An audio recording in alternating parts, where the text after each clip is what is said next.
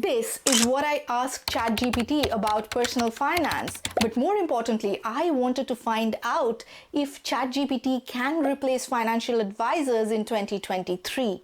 And here's what I found. Hey everyone, I'm Sudeshna. I am an economist and I have worked within the financial services industry, especially with artificial intelligence technologies. When ChatGPT came to the market in November 2022, I was beyond excited to try out this new tool. If you don't know what ChatGPT is this AI conversational chatbot that was brought to the market by a company called OpenAI, who had backers like Elon Musk in its initial days, and now is backed by companies like Microsoft. And I really wanted to find out if ChatGPT would replace financial advisors in 2023. Before I go any further, I must tell you that I'm not registered qualified financial advisor. So whatever I say in this video is purely my understanding and my experience. If you want personal finance advice, please speak to a regulated financial advisor. Now, with that said, let the fun begin. So here's what I asked ChatGPT. What's the best financial advice you can give to me in 2023? Now, before I reveal the results, just understand that ChatGPT was trained with data till 2021. So it has no idea about the current world that we live in.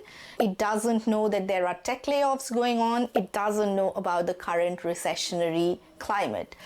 So with that said, the first thing that ChatGPT suggested to me was build an emergency fund. Now, do I agree with that? I absolutely do, especially with the recessionary climate that we are in, and especially with the layoffs that we are seeing in the market right now.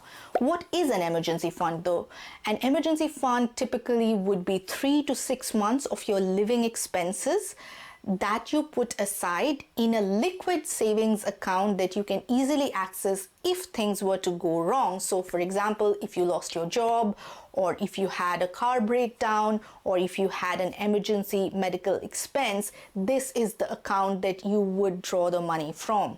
So I agree with that one. The second one that ChatGPT suggested was pay off your high interest debt first. In principle, I agree with this because high interest rate when compounded over years can become a huge amount of debt that you might struggle to get out of eventually. However, in 2023, we are already witnessing a much higher interest rate across the board for all products than previous years. So does that mean that you are better off paying your mortgage rather than investing in the market? That was not particularly clear to me when I got the answer from ChatGPT, and that is something that I definitely would want to ask a financial advisor. The third thing that ChatGPT suggested to me was to review my budget. Now, with budgets, I have to say that I'm a bit of a contrarian. I don't like budgets. I find budgets extremely limiting, and instead what I do is I automate my finances. So as my salary or income comes in every month, it automatically gets sent out to my savings and investment accounts, and whatever is left over after that is what I end up spending guilt-free. So reviewing my budget really doesn't apply to me because irrespective of the inflation, I will not spend more than what I can afford to spend based on what is on my current account. The fourth point that ChatGPT suggested was max out your retirement savings. Now, again, in principle, I agree with this one, but there's a lot of nuance to it, meaning you could choose to defer your taxes by maxing out your retirement savings. Alternatively, you could put that money into a tax benefited savings account.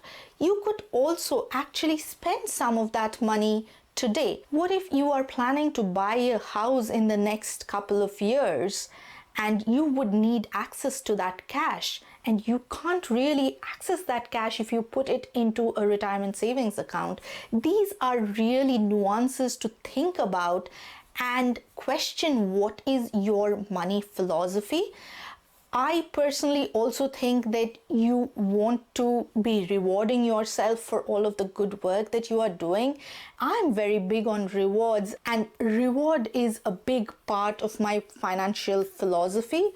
And if you are interested in the 5 habits that changed my life, I will link that one up here as well. But the question to ask here is, are you able to make that decision by yourself, or would you really benefit talking to someone like a financial advisor? I personally would be more comfortable talking to a financial advisor if I didn't know my way around with personal finance. And the 5th thing that ChatGPT suggested to me is consider taking financial advice.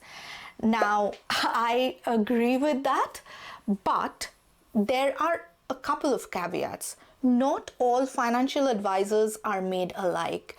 So what is important is that you know that this financial advisor is regulated by the financial regulator in your country. Within the UK, they would be FCA regulated. Every other country has similar regulations, so you would want to double check that the financial advisor is a regulated one.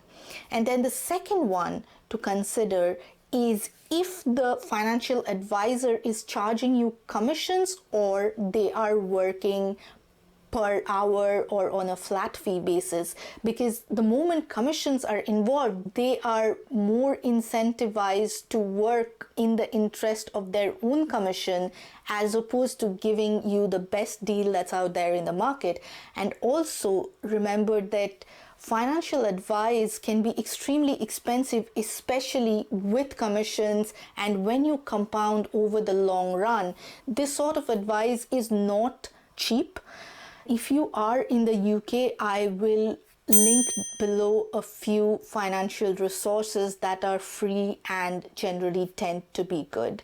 So with that said, if you like this episode, please consider liking and subscribing. It apparently helps the algorithm a lot. Thank you so much and see you the next time. Bye.